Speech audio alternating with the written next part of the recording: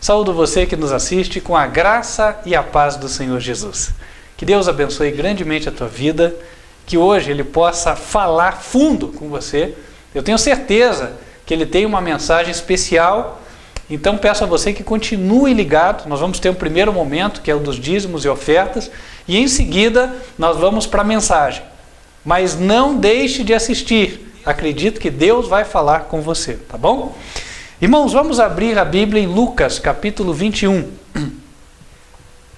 Lucas, capítulo 21. Enquanto os irmãos abrem, quero mostrar aqui para você que está nos assistindo o novo livro que lançamos, As 7 Grandes Verdades. Este livro, irmãos, ele é uma arma na mão do crente sincero, tá? Ele fala aqui das verdades que vão decidir o destino das almas nestes últimos dias.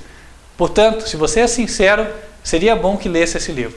Ele é resultado do trabalho de mais de 12 anos de estudo, pesquisa na Bíblia em cima das verdades especiais para este tempo.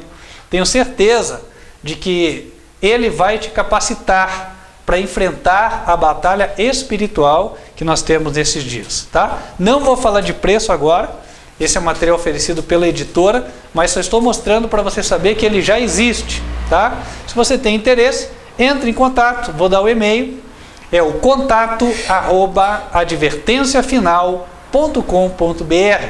A propósito, este é o mesmo e-mail para você que já está convencido por Deus de que aqui se prega a verdade, para você enviar teus dízimos e ofertas. Hoje eu vou apresentar este folheto, o jornal Trombetas do Apocalipse. Nós estamos vivendo um tempo de crise. Eu sei que o Brasil aí está na expectativa de amanhã. Já vou falar sobre isso, não vou falar agora, tá? Mas eu tenho certeza que nós estamos nos aproximando a passos largos dos eventos que estão descritos aqui neste jornal. Este jornal é gratuito, basta você pedir e aí você vai poder distribuir aí na tua região. Faça o trabalho de Deus, não perca a oportunidade, tá? Você só paga o correio. Isso aqui já foi pago com dízimos e ofertas. E temos outros folhetos também, estão à disposição aí para você fazer o teu trabalho missionário. Lucas 21, a partir do versículo número 1. Olhando Jesus, viu os ricos lançarem as suas ofertas na arca do tesouro. Viu também uma viúva pobre lançar ali 2 pequenas moedas. E disse: em verdade vos digo que lançou mais do que todos esta pobre viúva, porque todos aqueles deram como ofertas de Deus do que sobra, mas esta, da sua pobreza, deu todo o sustento que tinha. Irmãos, aqui eu quero fazer um pequeno comparativo com guerra. Ontem eu estava lendo um pouquinho sobre as batalhas, segundo descrito por Flávio Joséfo, ele é um historiador judeu. E no momento em que os judeus já tinham sido abandonados por Deus, e estavam ali à mercê da sua própria sorte, os romanos estavam cercando as suas cidades em exército muito mais numeroso e extremamente disciplinado e bem equipado, pois mesmo assim aqueles homens não se entregaram e foram até o fim e deram tudo que eles tinham. O seu talento, o seu vigor, o seu esforço, os recursos, tudo para manter-se na defensiva e sustentar os ataques dos romanos. Quando a gente fala sustentar o ataque, isso é uma expressão usada mais em batalha, significa resistir, literalmente. Irmãos, se há pessoas que por um motivo tão inglório como esse, que não vai resultar em nada, porque eles acabaram morrendo do mesmo jeito, pois se investem e se entregam tudo, nós que temos muito mais a ganhar, que temos a vitória certa do nosso lado, que só temos a missão de anunciar o Evangelho, por que não vamos fazer o nosso melhor? Nós não temos por que ficarmos resignados, braços cruzados, pensando, vamos orar porque um dia Deus vai resolver. Irmãos, nós temos que fazer tudo o que está ao nosso alcance, confiando que a vitória é nossa. E nós vamos romper as fileiras dos inimigos. Ontem eu li de uma batalha onde os judeus pareciam uma multidão e os romanos estavam lá apenas com um destacamento de soldados, algumas centenas de soldados. E aí o general Tito viu que os seus soldados ficaram com medo daquela multidão de romanos. Pois na hora aquele homem fez um discurso animando aqueles soldados e falando: olha gente, que oportunidade que nós temos agora de ter uma grande vitória e levar isso para o orgulho romano, e nós vamos ser condecorados e etc. Enfim, ele foi colocando tudo que poderia motivar aqueles homens naquela hora. E os homens ficaram motivados a tal ponto que quando chegaram mais 200 soldados para ajudá-los, eles até ficaram tristes, porque aquilo ia diminuir o valor da sua vitória. E aqueles homens foram com um ímpeto tão grande para cima dos romanos, que logo a cavalaria rompeu, dos judeus, logo a cavalaria rompeu a primeira fila dos judeus, e os judeus se desbarataram. E aí os romanos começaram a cercá-los de todos os lados e mataram todos que eles puderam. Os únicos judeus que não morreram foram os que conseguiram entrar de novo na cidade. Irmãos, aí nós vemos exemplos de pessoas que mesmo sem contar com a ajuda de Deus conseguiram grandes vitórias. E nós, que temos a Deus? Quem tem que ter medo são os que estão contra nós. Esses têm que estar com medo. Amém. Nós não. Então, irmãos, vamos fazer o nosso melhor por Deus. Esta mulher, esta pobre viúva fez, por isso que Deus escreveu. Sabe, Deus não gosta de, desculpe o termo, atitudes covardes. Eu tenho tudo isso aqui, mas para Deus, eu acho que eu posso dar um folhetinho para Deus. Irmãos, Deus não gosta desse tipo de atitude. Não gosta. Sabe por que Ele não gosta? Porque Ele não fez assim conosco. Jesus deu tudo, não é verdade? Então, irmãos, se nós quisermos ver vitória, se nós quisermos ver muitas almas, nós vamos ter que dar o sangue. Fazer tudo que está ao nosso alcance. Esta mulher fez, por isso que está registrado. E as ofertas dos ricos aqui, estava descendo um monte de moeda. Deus só disse assim, estão dando do que sobra. Para a gente entender, irmãos, como é que Deus vai avaliar a coisa. Então, irmãos, aqui fica o apelo.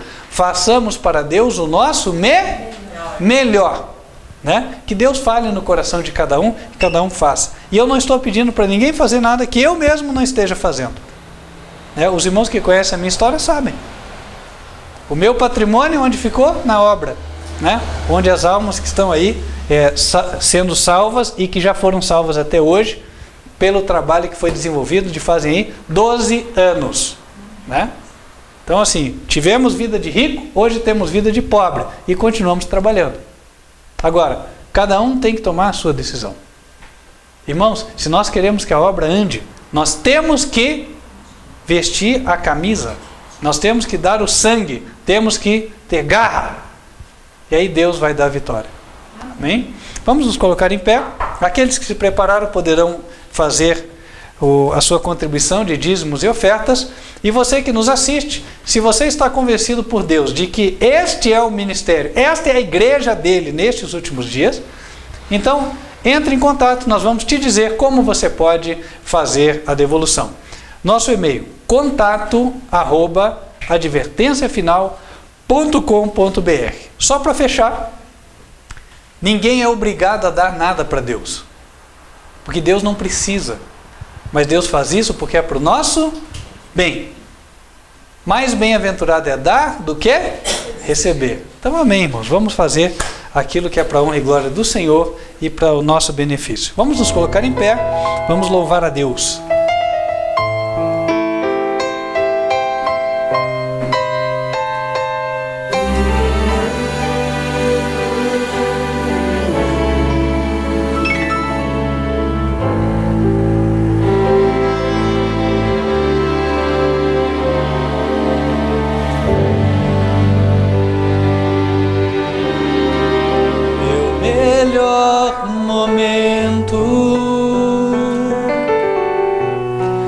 Foi quando com Cristo tive um encontro que jamais esquecerei. Da vida cansado no mundo perdido,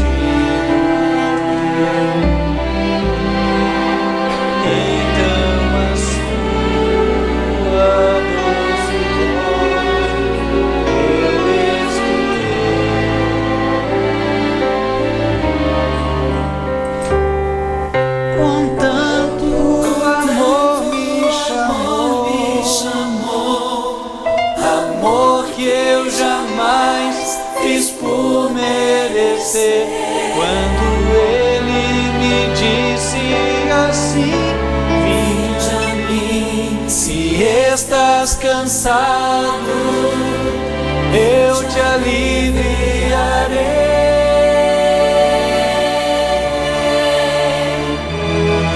Com tanto amor me atraiu, com tanto amor que eu não resisti, chorando minha vida a Ele entreguei. Meu melhor momento foi quando o encontrei. Meu melhor momento. Vamos nos colocar de joelhos e falar com Deus.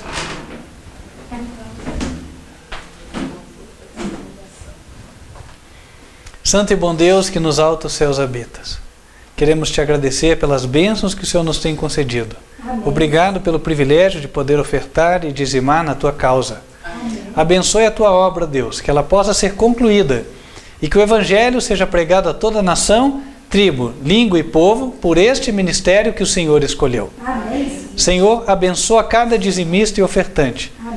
Prospera a vida de cada um, abre as portas, desbloqueia aquilo, Senhor, que o diabo tem travado, amém, a fim de que a tua obra, o teu caixa, tenha recursos abundantes.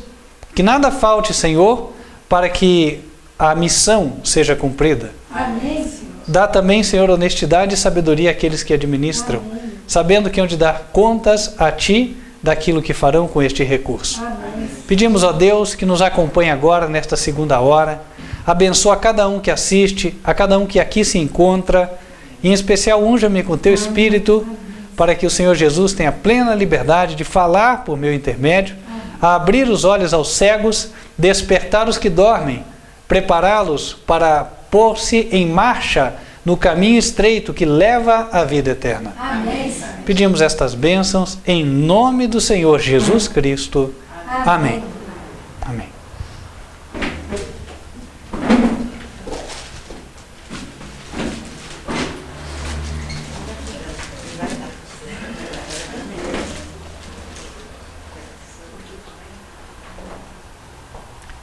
Irmãos, vamos hoje tratar de um tema, eu até vou escrever aqui para os irmãos. Nós vamos tratar do juízo dos vivos. Juízo dos vivos. E nós vamos entrelaçar aqui alguns capítulos da Bíblia. Eu vou colocar dessa forma porque acho que vai ficar mais fácil de compreender o todo, tá bom? Nós vamos tratar do juízo dos vivos e nós vamos entrelaçar as seguintes partes da Bíblia.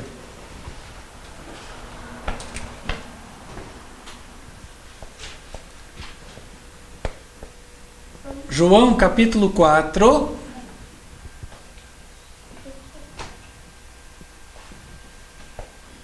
Apocalipse 17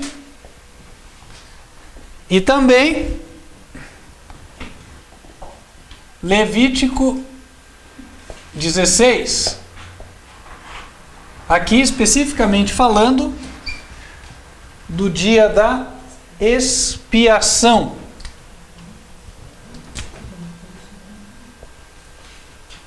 Dia da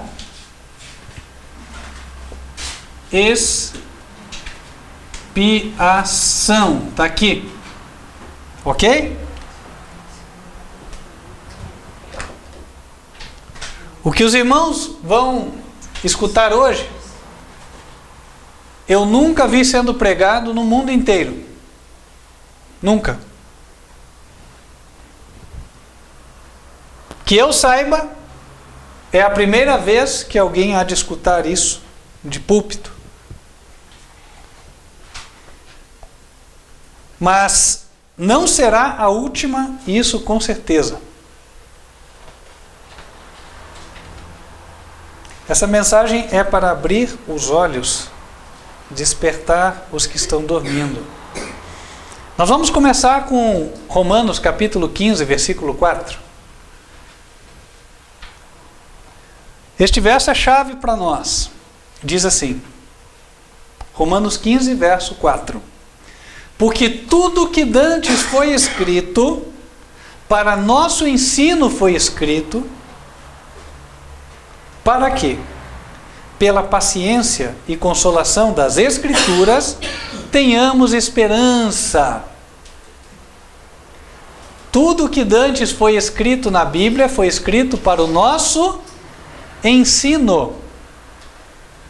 Então, quando nós estudarmos João 4, Levítico 16 e Apocalipse 17, todos estão falando para hoje também, para frente de 2016. Ok? Vamos abrir, portanto, em Evangelho de João, no Evangelho de João, capítulo 4, versículo 6. Já entendendo que esta história tem um ensino para nós agora, tem uma aplicação, por assim dizer, para nós. João 4, versículo 6. E estava ali a fonte de Jacó. Jesus, pois, cansado do caminho, assentou-se assim junto da fonte. Era isso quase a hora sexta. Veio uma mulher de Samaria tirar água. Disse-lhe Jesus, dá-me de beber. Porque os seus discípulos tinham ido à cidade comprar comida. Disse-lhe, pois, a mulher samaritana, como, sendo tu judeu, me pedes de beber a mim, que sou mulher samaritana?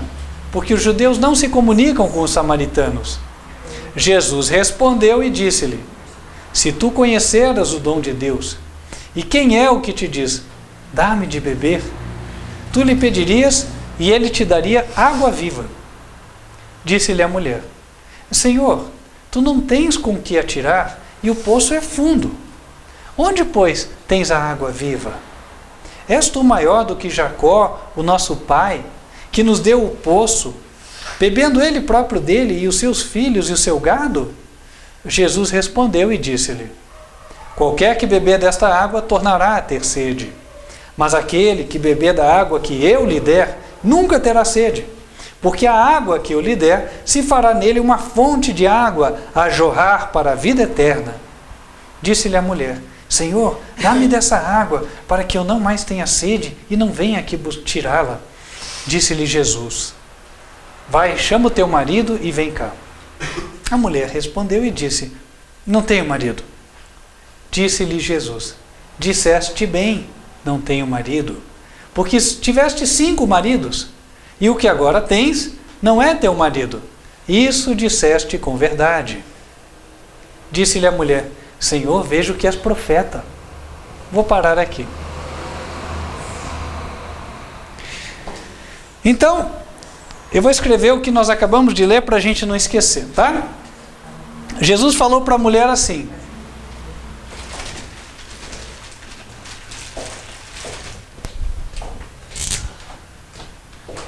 tiveste quantos maridos? 5 maridos. Opa. Tá. E ela estava em qual agora? No sexto. Que não era marido. Certo? Nós já sabemos que este verso fala para nós nesses dias. Então, já vamos tratar de entender. Mulher, na Bíblia, representa o quê? Igreja. Esta mulher era da igreja verdadeira? Não, ela era uma samaritana. Não era da igreja verdadeira. O marido da igreja, quem é? O marido da igreja... Quem é o marido da igreja, meus irmãos? Jesus. Cristo, certo? Cristo é o marido da igreja. Então, uma conversa entre uma mulher e Cristo, ela tem que estar representando o quê? Uma igreja e também tem ali Cristo, certo? Ok. Aí, essa mulher vem conversar com Cristo e ela foi tirar água no poço feito pelos homens, o poço de Jacó. Não era verdade? Aí Jesus diz para ela: mulher, se você soubesse quem é que está pedindo, era você que ia pedir água para beber, e eu te daria água que vai jorrar para a vida eterna. Jesus estava oferecendo o quê? Qual é a água que Jesus tem a oferecer que nos dá a vida eterna? A sua doutrina, o seu evangelho, o verdadeiro evangelho, não é verdade? É o verdadeiro evangelho que traz a mensagem de vida eterna. Mas aquela mulher não tinha ido buscar a água de Jesus. Ela tinha ido buscar a água do poço de Jacó, a água do poço dos pais, a água do poço da tradição. Não é verdade? Porque durante gerações, as pessoas, quando queriam água, elas saíam da cidade e iam até aquele poço. Tanto que a mulher pergunta para ele, né? Verso 12: és tu maior do que Jacó, o nosso pai, que nos deu o poço, bebendo dele os seus filhos e o seu gado? Ela chega para Jesus e fala: Senhor, o Senhor é maior do que o pai que nos dá essa água que a gente tem hoje? A mulher samaritana representava uma igreja que bebe dos dogmas de homem, bebe das doutrinas de homem, do poço cavado pelos homens, para encontrar uma água, uma doutrina que não satisfaz, que na verdade é só uma superstição. E toda vez a pessoa tem que voltar ali naquele poço e beber de novo. Sabe que quando a gente recebe uma mensagem mentirosa, e aí a gente descobre que é mentira, só tem um jeito de continuar enganado: a pessoa já em seguida contar outra mentira. Não é assim? Um exemplo: filho, onde você foi hoje? Não fui em lugar nenhum. Como não foi em lugar nenhum? E essa sujeira de terra que está aí? Não, mamãe, eu estava aqui, mas aqui não tem terra. Não, mãe, é que é o seguinte, é que lá na escola o menino levou um negocinho e tal, acabou jogando terra no meu uniforme. Levaram terra? Deixaram entrar terra na escola? Aí uma mentira vai puxando outra, não é assim? Tentando sempre enganar. Olha que a mentira tem perna curta. Chega uma hora que não há mentira que baste, certo? Mas há outras mentiras que elas perduram muito mais tempo. Por exemplo, quanta gente está lá adorando o santinho? A capelinha está passando de casa em casa. Não sei, né, quanto já tiveram a curiosidade, mas se a pessoa pegar, tirar o santinho que está ali da capelinha e deixar ele cair de 1 metro de altura, acabou o santo. Acabou o santo. Não tinha lá o pessoal da Igreja Universal que chutava a santa, que deixava ela cair, ela quebrava, não era assim? Mas que tanto poder tem esse santo que a pessoa se ajoelha diante dele e faz reza? Né? Mas por que a pessoa faz? Porque o pai fazia, o avô fazia, o bisavô também, o tataravô. E aí essa pessoa, em outras palavras, pode estar dizendo para Jesus: Senhor, tu és maior do que o nosso pai que deu toda essa doutrina para nós? A mulher samaritana representava uma católica. A propósito, os samaritanos adoravam as imagens de escultura, além de dizerem que adoravam o Deus vivo. Sabiam disso? É interessante, né? Você vê que não tem nada novo debaixo do sol. Tudo que está acontecendo hoje, meus queridos irmãos, já aconteceu. Entenderam? Então, nós estamos só revivendo a história. Está lá em 2 Reis, capítulo 17. Olha o que acontecia lá.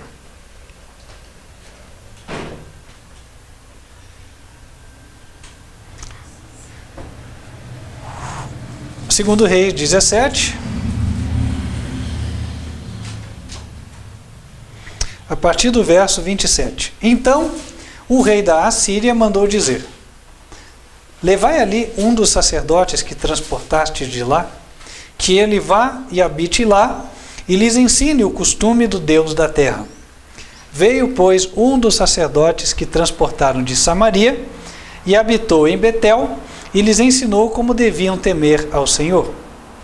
Porém, cada nação fez os seus deuses, e os puseram nas casas dos altos que os samaritanos fizeram, cada nação nas suas cidades, nas quais habitaram. Versículo 34. Até o dia de hoje fazem segundo os primeiros costumes. Não temem ao Senhor, nem fazem segundo os seus estatutos, e segundo as suas ordenanças, e segundo a lei, ou segundo o mandamento que o Senhor ordenou aos filhos de Jacó, a quem deu o nome de Israel. Contudo, o Senhor tinha feito um concerto com eles e lhes ordenara, dizendo: não temereis a outros deuses, nem vos inclinareis diante deles, nem os servireis, nem lhes sacrificareis. Verso 40. Porém, eles não ouviram. Antes fizeram segundo o seu primeiro costume.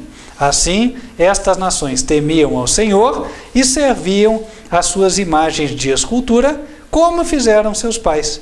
Assim fazem também os seus filhos e os filhos de seus filhos até ao dia de hoje. Está lá a igreja da tradição, né? Diziam que temem a Deus. É interessante, tem muito católico sincero? Tem. A samaritana era uma, né? Ela era sincera.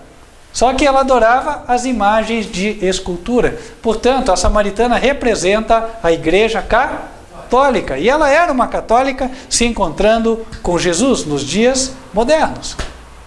Trazendo já para os dias de hoje. E aí Jesus, conversando com esta católica, falou: olha, se você bebesse da água que eu tenho para dar, se você bebesse da verdade que está na Bíblia mesmo, você ia ter cada vez mais alegria, você ia me pedir mais, e eu te daria a doutrina que te leva para a vida eterna. Porque a doutrina onde você está, da Igreja Católica Romana, é um monte de superstição que não satisfaz, deixa as pessoas com medo. A pessoa tem medo de fantasma, tem medo da morte, tem medo de espírito, tem medo de uma série de coisas. Tem medo de cometer sacrilégio e assim vai. Mas eu vim para tirar o medo. O Senhor Jesus veio para libertar os cativos. E aí aquela samaritana estava diante de uma oportunidade. E aí Jesus pergunta para ela: vai lá e chama o teu marido. Ela disse: bom, não tenho marido. Ele disse: muito bem, porque você já teve 5 e você já está no 6º. Mas o que você tem não é o teu marido. Vamos entender isso aqui?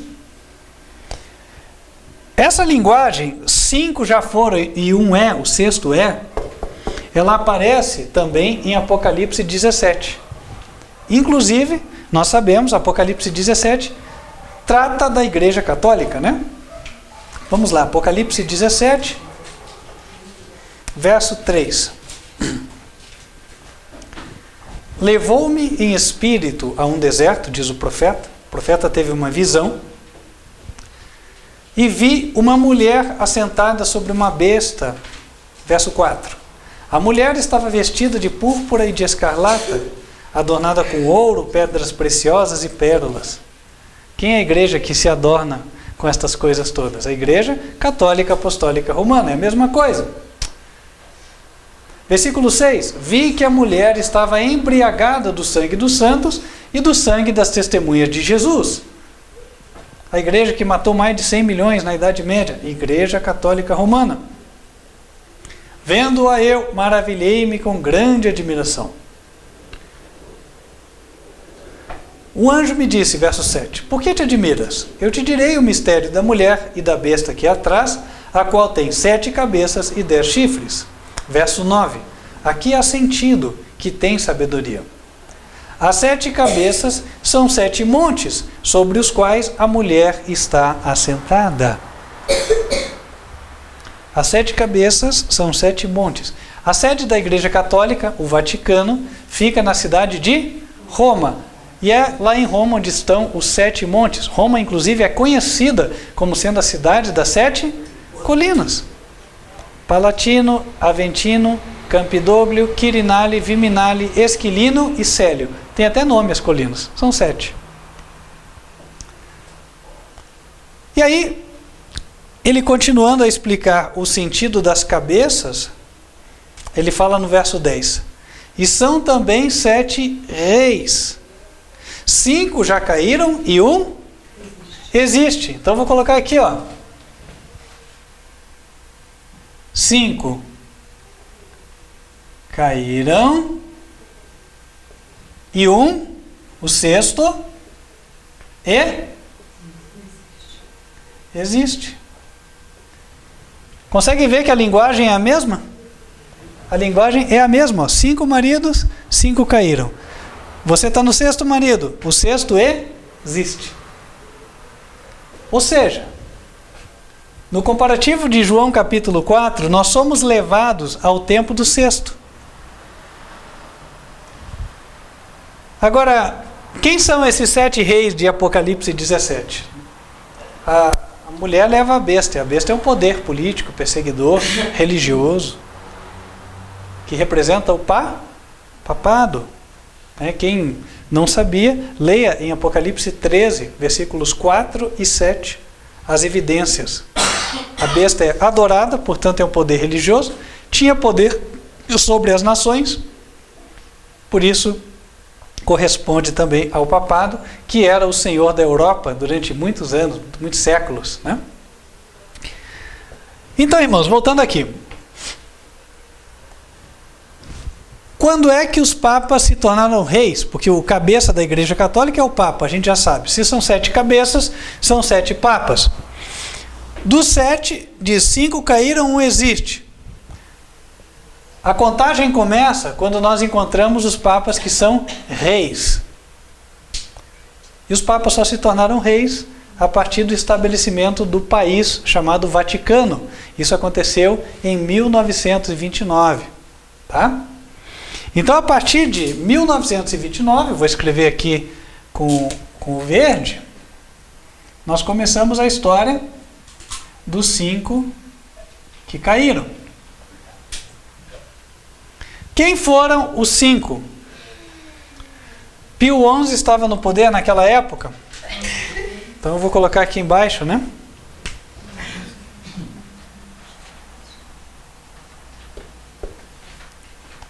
Pio XI. Depois veio Pio XII. Em seguida, João 23. Depois veio... Opa! Só arrumar aqui.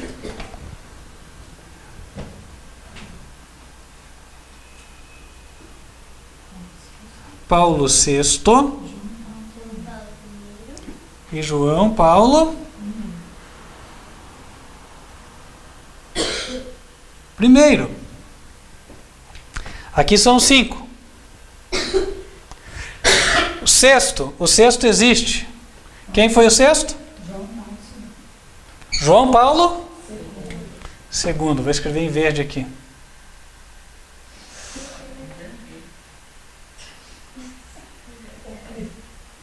João Paulo II, aqui, ó. Tá? O que acontece? Em João 4, nós somos levados ao tempo de João Paulo II, porque a mulher católica já teve 5 maridos. Só que ela está no sexto. 5 já caíram e o sexto existe. É o tempo do sexto Papa. Quando é que o sexto começou o seu reinado? João Paulo II começou a reinar em 1978. 1978. Então já era o tempo dele. Aí, Jesus fala para a samaritana assim: olha, você já teve 5, mas o sexto que você teve não é o teu marido. Como é que a gente entende isso? O marido da Igreja Católica não é Cristo, é o Papa, porque ele se diz o substituto de Cristo, o vigário de Cristo, não é verdade?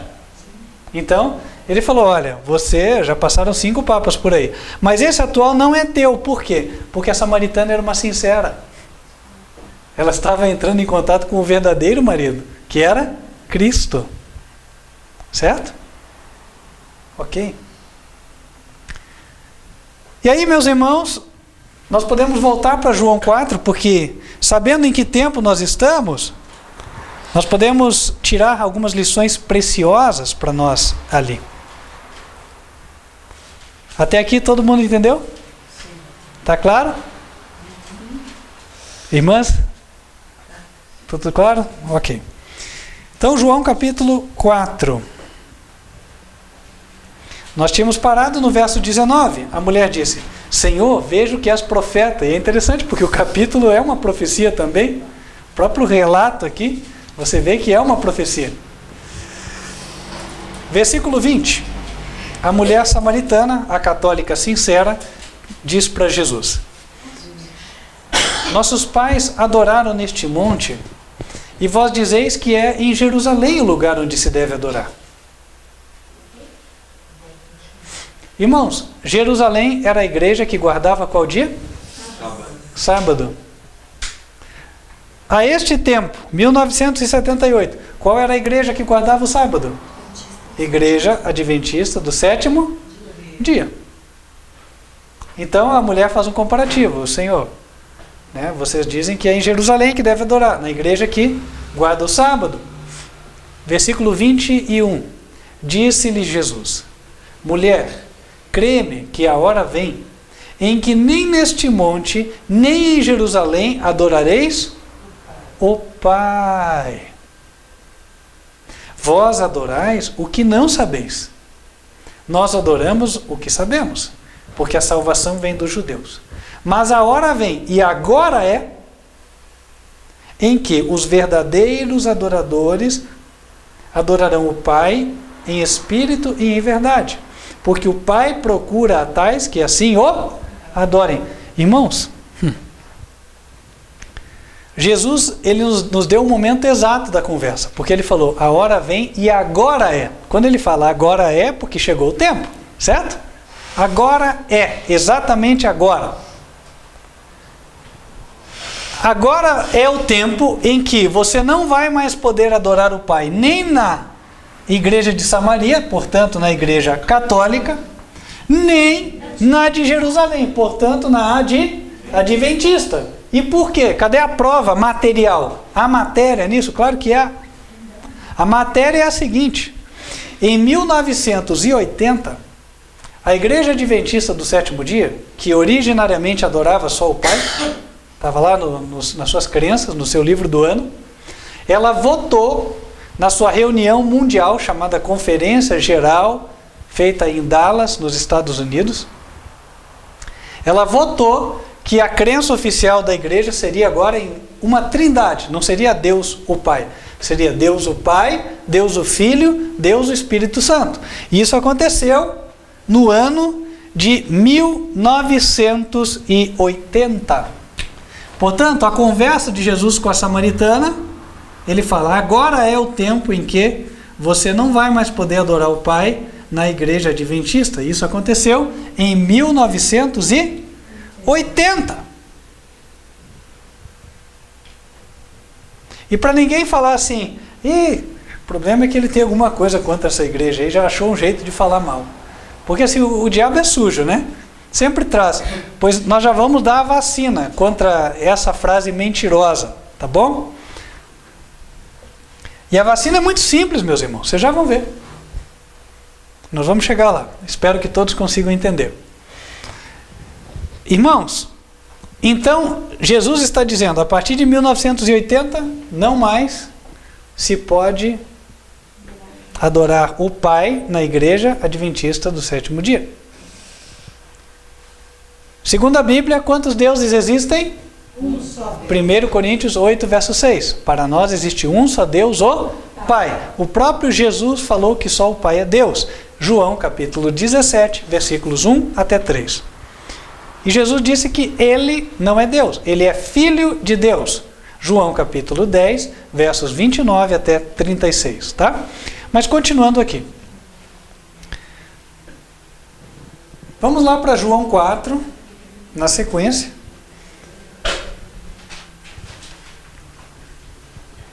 Versículo 25. Jesus evangeliza aquela católica sincera, mas não manda ela para a igreja de Jerusalém. Versículo 25. A mulher disse-lhe, eu sei que o Messias, que se chama o Cristo, vem. Quando ele vier, nos anunciará tudo. Jesus disse-lhe, eu o sou. Eu que falo contigo. A salvação chegou para você. minha querida irmã. E nisso vieram os seus discípulos e maravilharam-se de que estivesse falando com mulher. Todavia nenhum disse: que perguntas? Ou por que falas com ela? Deixou, pois, a mulher o seu cântaro e foi à cidade. E disse àqueles homens: vinde, vede um homem que me disse tudo quanto tenho feito. Porventura não é este o Cristo? Saíram, pois, da cidade e foram ter com ele. É interessante, irmãos. Porque Jesus, até ali, ele mandava os discípulos irem na sua frente, na Judéia, anunciando por onde ele ia passar. Mas agora ele se revelou diretamente a pessoas que não eram judeus. Deus escolheu o povo de Israel como um povo especial, que ia receber as suas revelações e ia distribuir elas para o mundo. Mas o povo não quis cumprir o seu chamado. Então Jesus começou a entregar esse chamado para outras pessoas. O mesmo ia acontecer no tempo do fim. Ao tempo em que a igreja adventista rejeitasse o único Deus, o Pai, Jesus ia abrir a revelação para sinceros que estivessem em outras denominações. A samaritana era uma sincera. E foi o que aconteceu. De 1980 para cá, quantas pessoas surgiram aprendendo verdades da Bíblia que nunca foram ensinadas dentro da igreja adventista? Quantos ministérios surgiram? Não é verdade? E aí, avançando. Versículo 35. Jesus fala uma coisa para os discípulos. Não dizeis vós que ainda há 4 meses até que venha a ceifa, a colheita? Eis que eu vos digo: levantai os vossos olhos e vede as terras, que já estão brancas para a ceifa. Versículo 38. Eu vos enviei a fazer o quê? Ceifar. Jesus disse para eles: olha, vocês estão pensando que a colheita vai demorar?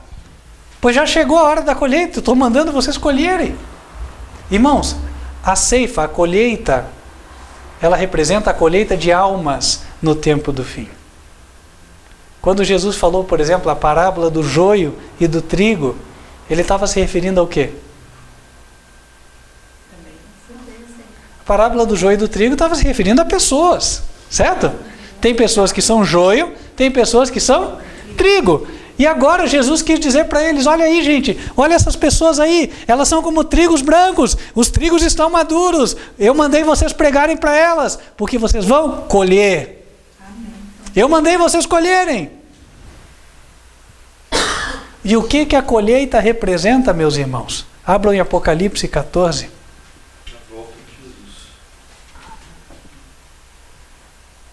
Nós vamos ler os versos 6, 7,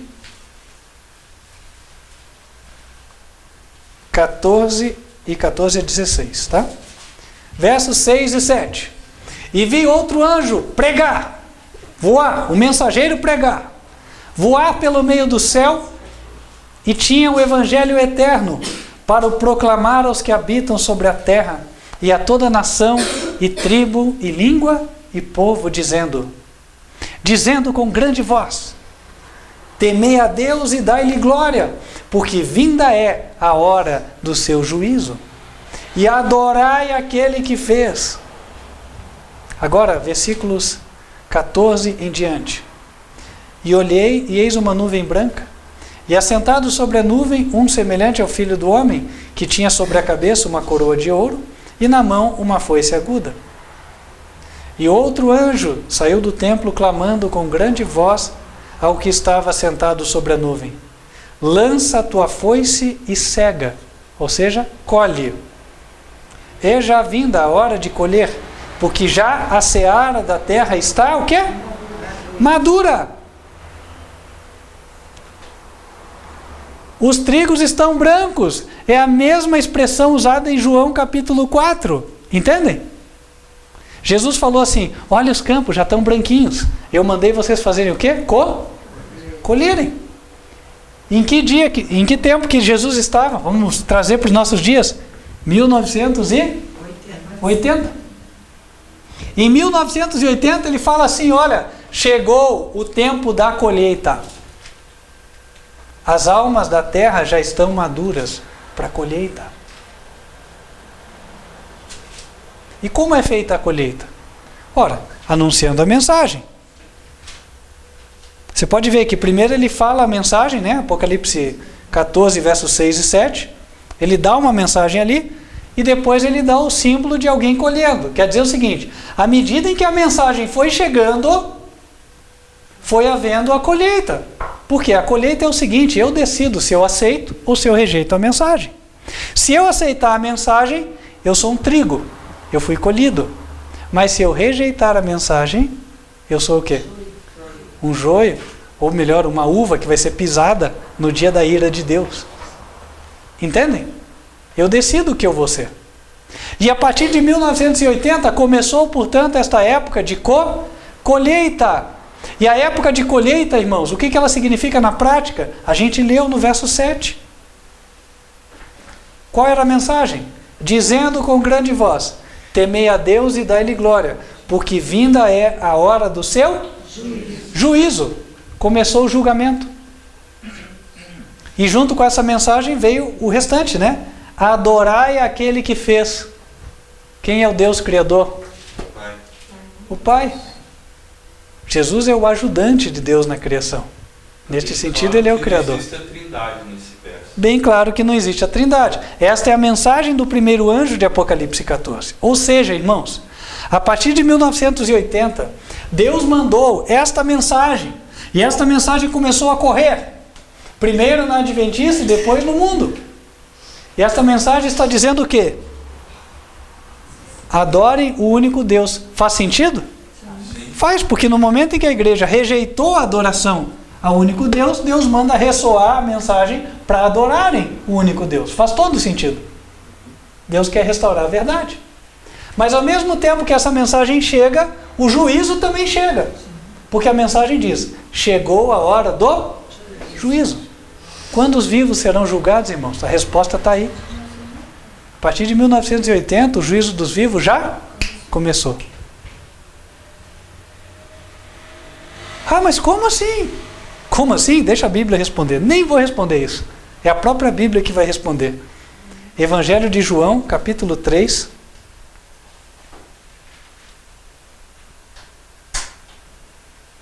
Eu vou ler para vocês como aparece o texto nas versões do francês e do italiano. É o Louis II, do francês, e o italiano é a Bíblia Nova Riveduta. Dá um pouquinho diferente do nosso texto aqui em português.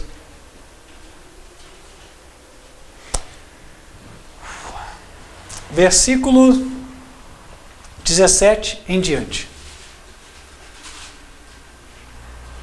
Porque Deus enviou o seu Filho ao mundo, não para que julgasse o mundo, mas para que o mundo fosse salvo por ele.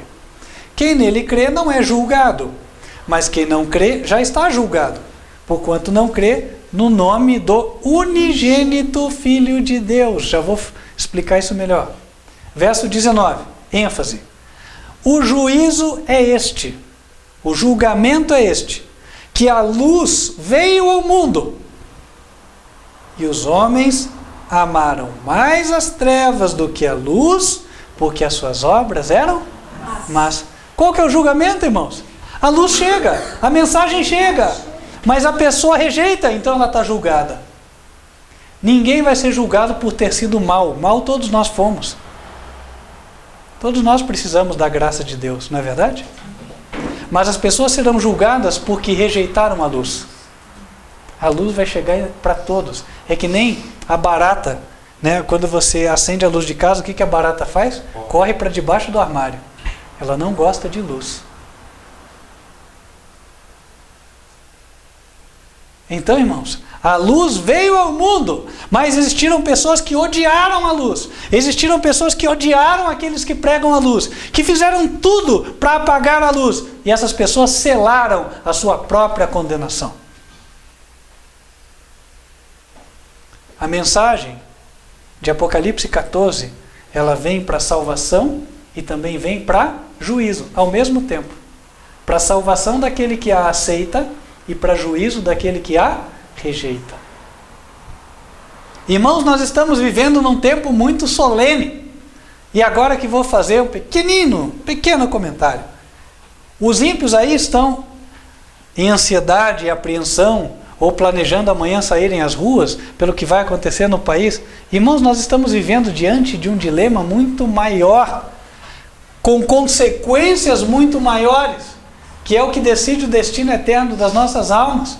Portanto, nós não temos que focar nossa mente naquilo que os ímpios estão focando. Nós temos que focar no que interessa para as nossas almas. Em meio a toda essa confusão, essa turbação que está aí, nós temos que buscar a salvação das nossas almas. O julgamento é este: a luz veio ao mundo. O que os homens fizeram com a luz? O que você fez com a luz? Atenção, você que está me assistindo, que acredita na Trindade, que aprendeu até hoje isso. O que é que você está fazendo ao ver agora que Deus diz: há um só Deus, o Pai? O que é que você vai fazer? Vai se posicionar contra a luz? Contra quem você está lutando? Pensa que é contra mim? Não. Você nunca vai ter vitória se você ficar do lado do diabo. Só vai vencer quem estiver do lado de Cristo. O conflito pode ser duro, é verdade. Pode parecer, porque vai parecer, que os ímpios vão vencer, mas não vão. O bem sempre vence o mal. Irmãos, no capítulo 3, no versículo 18, olha como a coisa fica clara. Diz assim: quem nele crê não é julgado, mas quem não crê já está julgado. Quem é que está julgado? Quem não crê no nome do unigênito Filho de Deus. Unigênito significa o quê? Único gerado. O ensino verdadeiro é: Jesus é Filho de Deus, não é Deus. Jesus é gerado de Deus, portanto Filho, e não Deus. Jesus não é Deus. Quem não acredita nisso vai ser julgado e condenado. Todos? Não, peraí. Deus avalia segundo a luz que cada um recebeu. Agora, uma coisa é certa: se isso já chegou no teu entendimento, ficou claro na tua mente que esta é a verdade, e você por qualquer razão rejeitou, Deus conhece o teu coração. E você vai estar condenado e perdido. Portanto, nunca diga: isso aqui não é ponto de salvação. Eu ouvi já muita gente, quando ouve a mensagem dizendo para adorar o único Deus, dizer assim: isso aí a gente vai descobrir no céu, se é 2, se é 3, se é 1, não é ponto de salvação. Irmãos, esses aí estão bem enganadinhos na ciranda do carrossel do diabo. E o cavalinho está subindo e descendo com eles, tocando a musiquinha para eles ficarem bem alegres, assim, até chegar o fogo. Irmãos, não podemos dormir. O diabo não dorme. E nós temos que estar aqui, com a nossa arma, a nossa espada na mão, enfiando lá no peito do diabo. Amém. Falando assim: você é um mentiroso. Está aqui, a verdade é essa. Para fechar, irmãos, eu falei que nós íamos conectar com Levítico 16. Eu vou tratar de um ponto que para nós aqui, que estamos na igreja, é matéria dada. Para você que nos assiste pela primeira vez, pode ser novidade. O chamado juízo investigativo. Isso existe, tá? Juízo de investigação ou de inquirição. Esta é a palavra que a Bíblia usa, inquirição. Esse juízo começou em 1844. Você quer saber mais sobre ele? Você estude os vídeos do canal que tratam deste assunto. Juízo investigativo ou dia da expiação. Os dois tratam da mesma coisa, tá? Vou falar aqui como matéria dada. O dia da expiação começou em qual ano, irmãos? 1844. Foi quando começou a avaliação dos livros. Primeiro dos mortos, depois ia chegar aos vivos. E nós já vimos, não tinha como Deus simplesmente dizer: tem uma data aqui, a partir dessa data eu vou julgar os vivos, porque Deus fez um decreto. Não ia ser assim, porque todo dia morre gente. Então, se ele tivesse que terminar todos os mortos para daí começar a julgar os vivos, não ia terminar nunca, Então, o início do juízo dos vivos nada mais é do que continuar a julgar os que morrem, mas também julgar já os vivos. E como é que os vivos são julgados? Pela mensagem que chega para eles. Está aqui. Então está aqui, Esse foi o momento em que começou. Aí, irmãos, voltando lá, nós vamos para Levítico, capítulo 16. Eu quero mostrar uma coisinha para os irmãos. Essa aqui, irmãos, se nem todos pegarem, tudo bem. Mas é algo adicional aí que pode ajudar.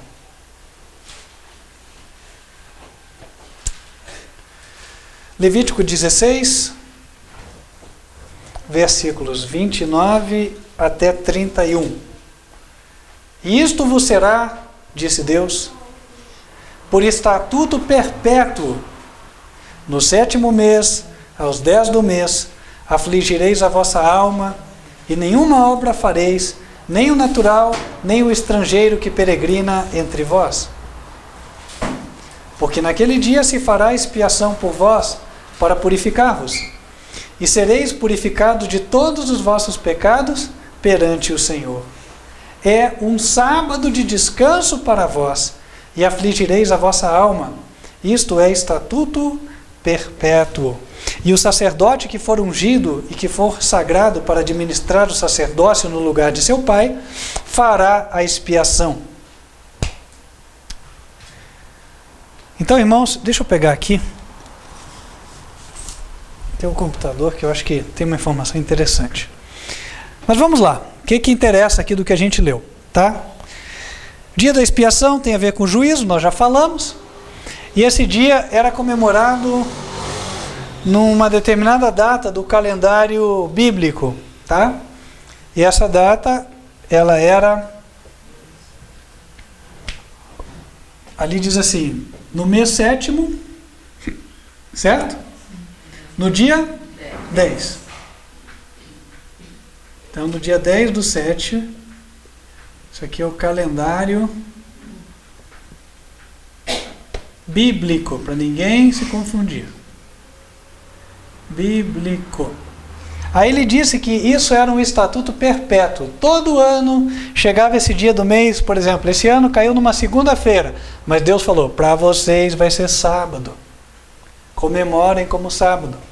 No outro ano caiu numa quarta, pois comemora-se como sábado. Ninguém trabalhava.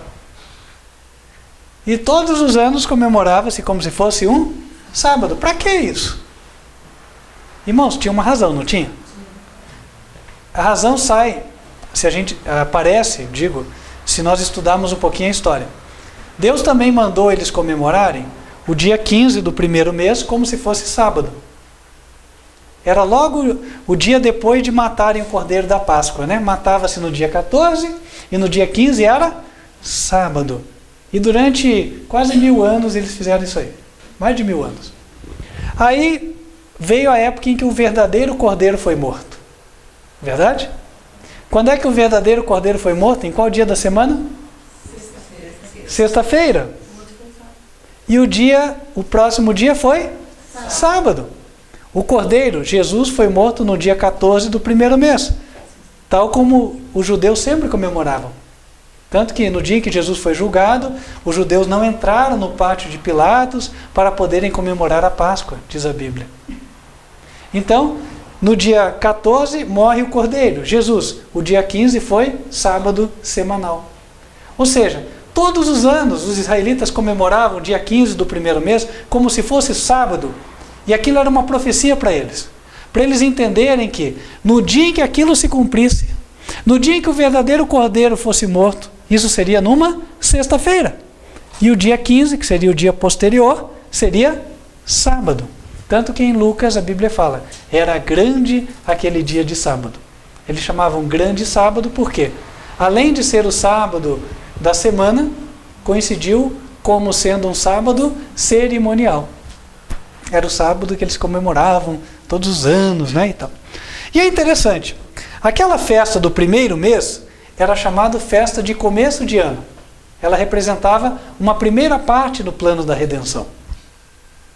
Só que o calendário religioso hebreu, ele tinha 7 meses. 7 é o número de Deus, certo?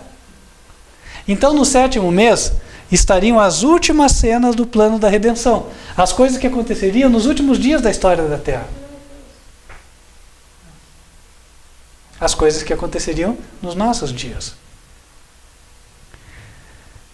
E todo dia da expiação, até hoje, o judeu comemora como sendo um sábado. Ah, e se esse ano cair na segunda-feira? Pois ninguém vai trabalhar, vão comemorar como se for um sábado. Quer dizer que isso é um mandamento, a gente tem que fazer assim? Não, Deus não disse que isso é um mandamento. Não faz parte dos 10 mandamentos. Mas, para quem tinha interesse, na Bíblia ele comemorava isso. E isso era uma profecia para ele. Como ele tinha o costume de comemorar, ia chegar o dia do cumprimento. Isso quer dizer que, quando Deus começasse, ou melhor, quando chegasse a expiação verdadeira para nós, esse dia da expiação, ele coincidiria com um sábado semanal. Mesma coisa que aconteceu na época da Páscoa. Entendem? E é interessante, irmãos, aí por curiosidade, né, aquelas coisas que, enfim, Deus toca a gente para fazer, eu resolvi dar uma pesquisadinha no ano de 1980. Vamos ver o calendário bíblico correspondente deste ano aqui. O que aconteceu no 10º dia do 7º mês? Será que aconteceu alguma coisa? Será que, porventura, seria sábado? Porque o juízo investigativo começou em 1844. Naquela época, o dia 10 do 7º mês bíblico não caiu num sábado, caiu, acho que foi numa terça-feira, até olhei. E por que esse dia aqui da expiação não marca o início do juízo dos mortos? Morto não comemora nada. O que adianta? Né? Morto está descansando, os mortos nada sabem, é o que a Bíblia diz. Então, obviamente, não tinha mesmo que o dia 10 do 7º mês cair num sábado para começar o juízo dos mortos. Isso não. Agora, e para começar o juízo dos vivos? Opa, aí é diferente.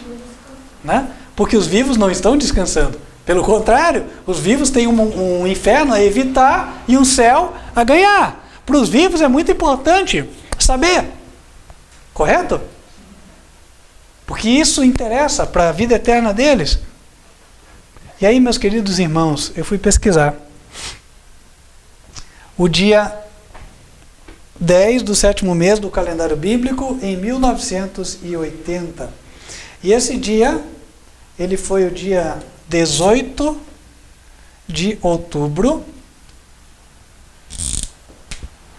18 de outubro de 1980. E o dia 18 de outubro de 1980, quem tem celular, pega aí no calendário. Veja que dia da semana foi. Uma chance. Sábado.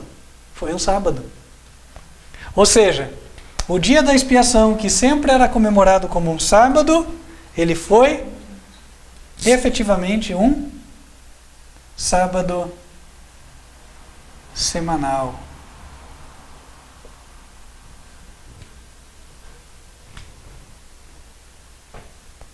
Quando começasse, ou seja, quando se cumprisse a profecia do dia da expiação, o dia 10 do 7º mês seria um sábado semanal. Em 1980, isso aconteceu. Meus queridos irmãos. Quando foi lá o congresso de 1980? Foi da Adventista, foi 80 também?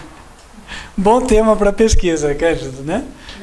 Quando é que foi a conferência geral de 1980 lá em Dallas? Em que data, tal? Não tenho essa informação aqui, mas podemos pesquisar, né? Então, irmãos, né? De qualquer forma, está aqui, ó. Nós temos, portanto, que o juízo dos vivos já começou. E o julgamento é este, que a luz veio ao mundo.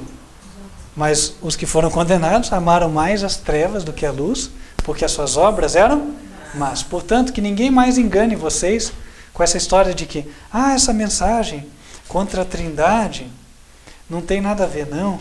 Isso aí não é ponto de salvação. O que é a luz, irmãos? Qual é a luz que condena a pessoa? Abra lá em 2 Coríntios, capítulo 4.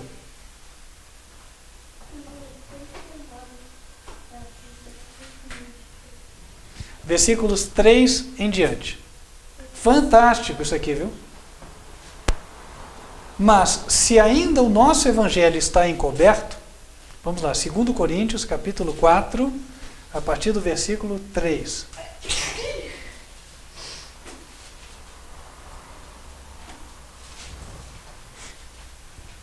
Mas, se ainda o nosso evangelho está encoberto, para os que se perdem está encoberto, nos quais o Deus deste século, o diabo, cegou os entendimentos dos incrédulos. A pessoa que não acredita na mensagem, quem que cegou a mente dela? O diabo. O diabo cegou o entendimento dos incrédulos, para que não lhes resplandeça a luz do evangelho.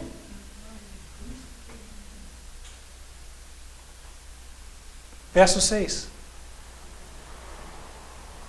Porque Deus, que disse que das trevas resplandecesse a luz, é quem resplandeceu em nossos corações para a iluminação do conhecimento da glória de Deus na face de Jesus Cristo.